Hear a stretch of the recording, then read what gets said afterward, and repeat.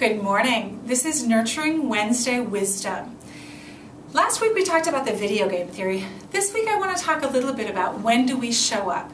So going off the video game theory of 1,000 points because you're in your desk, 10,000 points because you brought your book.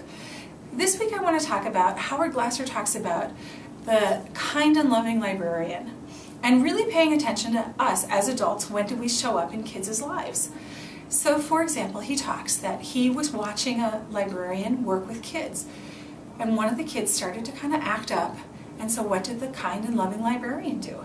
She walked over to the kid, bent down, softly and kindly talked to them, and then got up, walked away, and went back to the seat. So what do you think might have happened? Kind of what we predict. Not just he started to act up, but the guy next to him started to act up. And in her most kind and loving way. She walked back again, knelt down. I know you don't want to do this. I know, just focus a little bit longer and we can get this done and you'll be on your way. Touching him, all that. And although we think this is good, let's just pause for a minute and think, is it the right time to show up in a child's life? The child's just done what we would essentially say is non-greatness.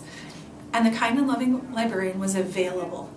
What we want to do is we want to show up at the right time. When the class is quiet, we want to be going over there and nurturing kids and going, wow, look at how focused you are.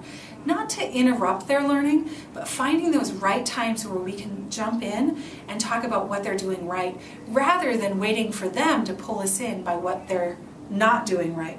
We're always going to have to take care of difficulties, but we can choose to come in their lives at other times rather than waiting for them to have us show up at the wrong time. So this week, look, when are you showing up in people's lives? Whether it's your kids in your classroom, or maybe it's your kids at home, or maybe it's your family.